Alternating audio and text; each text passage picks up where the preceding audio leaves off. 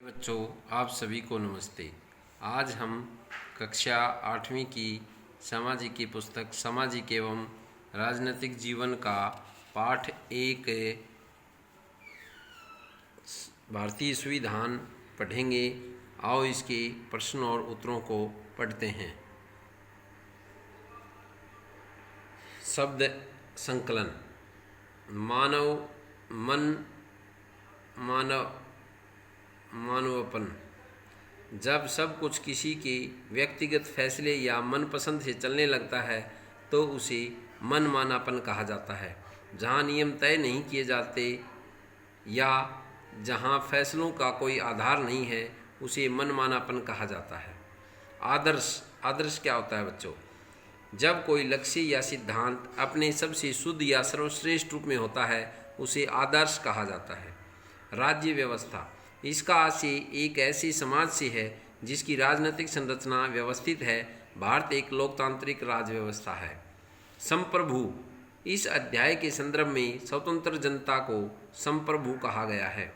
मानव व्यापार, राष्ट्रीय सीमाओं के आर पार विभिन्न चीज़ों की गैर कानूनी खरीद बिक्री की अवैध व्यापार कहा जाता है। इस अध्याय में जिन मौलिक अधिकारों की चर्चा की गई है उसके संबंध में अवैध व्यापार का मतलब औरतों और बच्चों की गैर कानूनी खरीद फरोख्त से है, जिसे मानव व्यापार कहा जाता है। निरंकुशता, इसका मतलब सत्ता या अधिकारों के क्रूर एवं अन्यायपूर्ण इस्तेमाल से है। अगला प्रश्न है बच्चों, किसी भी लोकतांत्रिक देश के लिए संविधान क्यों जरूरी है? संविधान क्या है? संविधान एक कानूनों का समूह है जिससे देश चलाया जाता है। तो आंसर देखिए बच्चों, किसी भी लोकतांत्रिक देश के लिए संविधान होना बहुत ज़रूरी है। लोकतांत्रिक देश जो जनता के द्वारा सरकार चुनी जाती है उसमें संविधान होना बहुत ज़रूरी है, क्योंकि इसके माध्यम से हम किसी भी देश के कानून को सुचारू रूप से लागू कर सकते हैं। संविधान के माध्यम से ही सत्तारूढ़ लोगों की शक्तियों पर अंकुश लगाया जा सकता है। इसके अलावा ऐसे कानून व नियमों को शामिल किया गया है जो देश हित के लिए बने हों। संविधान में सभी नागरिकों के अधिकार एवं कर्तव्य शामिल होते हैं, जिससे वह एक सीमा में ही रहकर कार्य करते हैं। इस प्रकार हम कह सकते हैं कि किसी लोकतांत्रिक देश में संविधान की ज़रूरत पड़ती है। नेक्स्ट प्रश्न है, अगर निर्वाचित प्रतिनिधियों की शक्तियों पर अंकुश नहीं होता तो क्या होता? उत्तर देखिए बच्चों, मौलिक अधिकार। भारतीय संविधान द्वारा नागरिकों को 6 मौलिक अधिकार दिए गए हैं, जिन्हें संविधान की अंतरात्मा कहा जाता है। ये मौलिक अधिकार देश में दिए गए हैं जिन्हें संविधान ने स्वीकार किया है। धर्मनिरपेक्षता, भारत एक धर्मनिरपेक्ष राज्य है। इसमें किसी भी धर्म के रूप में नहीं अपनाया गया है, बल्कि सभी धर्मों को समान समझा गया है, समान यानी बराबर समझा गया है। राज्य किसी भी धर्म को विशेष प्रोत्साहन नहीं दे सकता और न ही किसी व्यक्ति के ऊपर कोई धर्म थोप सकता था। अगला प्रश्न है, भारतीय संविधान में दिए गए मौलिक अधिकारों का वर्णन करो। भारतीय संविधान में कितने मौलिक अधिकार हैं उनका संक्षिप्त में वर्णन करो। उत्तर देखिए बच्चों, भारतीय संविधान में 6 मौलिक अधिकारों का वर्णन है। संविधान की 3 भाग 3 में धारा 12 से 35 में इसका वर्णन किया गया है। नंबर 1, समानता का अधिकार। समानता का अधिकार वर्णन अनुच्छेद 14 से 18 तक में किया गया है। कानून के सामने सभी बराबर हैं और कानून किसी के साथ भेदभाव नहीं करता है और सार्वजनिक स्थानों का प्रयोग सभी नागरिक कर सकते हैं। नंबर 2, स्वतंत्रता का अधिकार। नागरिकों की स्वतंत्रता के अधिकार का वर्णन अनुच्छेद 19 से 22 में किया गया है। अनुच्छेद 19 के अनुसार नागरिकों को भाषण देने और विचार प्रकट करने, शांतिपूर्ण तथा बिना हथियारों के इकट्ठे संघ या समुदाय बनाने, घूमने फिरने तथा किसी भी स्थान पर बसने या कोई भी व्यवसाय करने की स्वतंत्रता प्राप्त है। परंतु इन स्वतंत्रताओं पर अनेक प्रतिबंध भी हैं। अनुच्छेद 20 से 22 तक में नागरिकों को व्यक्तिगत स्वतंत्रता प्रदान की गई है। नंबर 3, शोषण के विरुद्ध अधिकार। अनुच्छेद 23 से 24 के अनुसार नागरिकों को शोषण के विरुद्ध अधिकार दिए गए हैं। व्यक्तियों को बेचा या खरीदा नहीं जा सकता और न ही 14 वर्ष से कम उम्र के बच्चों से कोई काम या मजदूरी पर रखना अपराध माना गया है।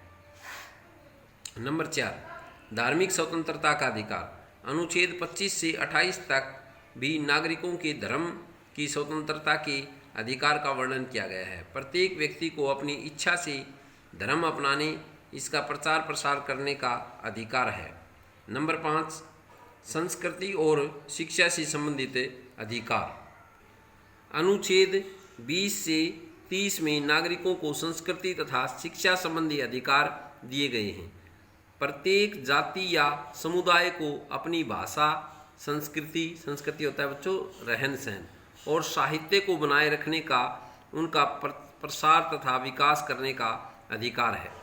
नंबर 6, संवैधानिक उपचारों का अधिकार।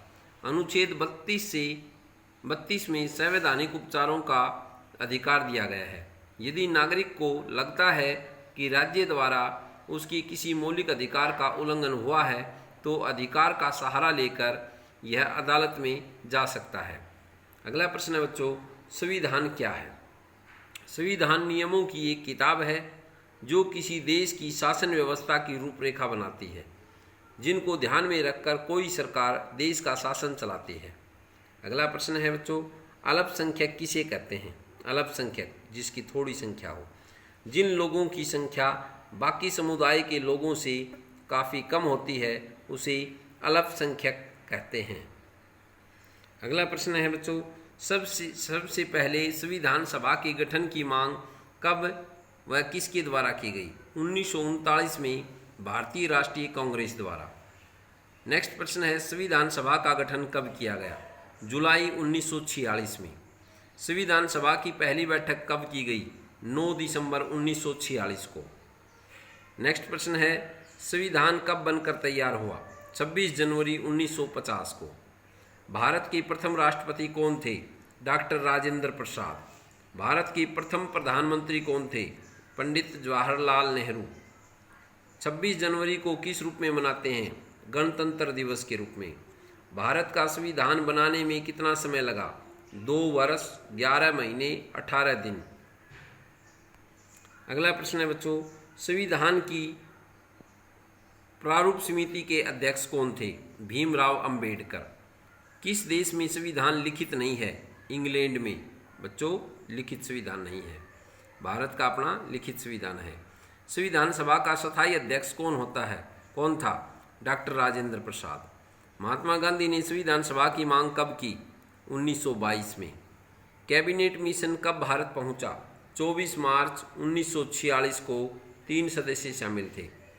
किस दल ने संविधान सभा का बहिष्कार किया? मुस्लिम लीग ने। संविधान सभा अस्थायी अध्यक्ष किसे चुना गया? डॉक्टर सच्चिदानंद को। भारतीय संविधान के प्रमुख मुख्य स्रोत कौन से थे? नंबर 1 1935 का भारत सरकार अधिनियम। नंबर 2 ब्रिटिश संविधान। नंबर 3 अमेरिका का संविधान। नंबर 4 कनाडा का संविधान।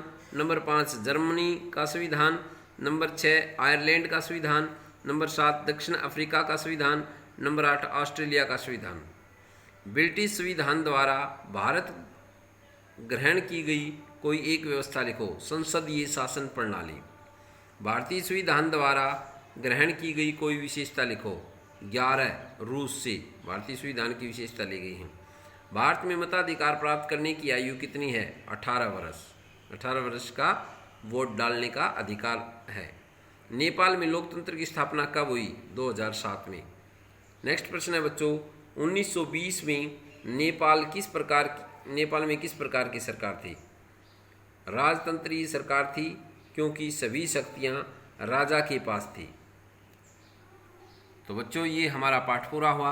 आशा आपको समझ में आया होगा। बार बार पढ़ें, लाइक करें, कमेंट करें और चैनल को सब्सक्राइब करना न भूलें, ताकि नेक्स्ट वीडियो का नोटिफिकेशन आपको शीघ्र ही मिले। धन्यवाद।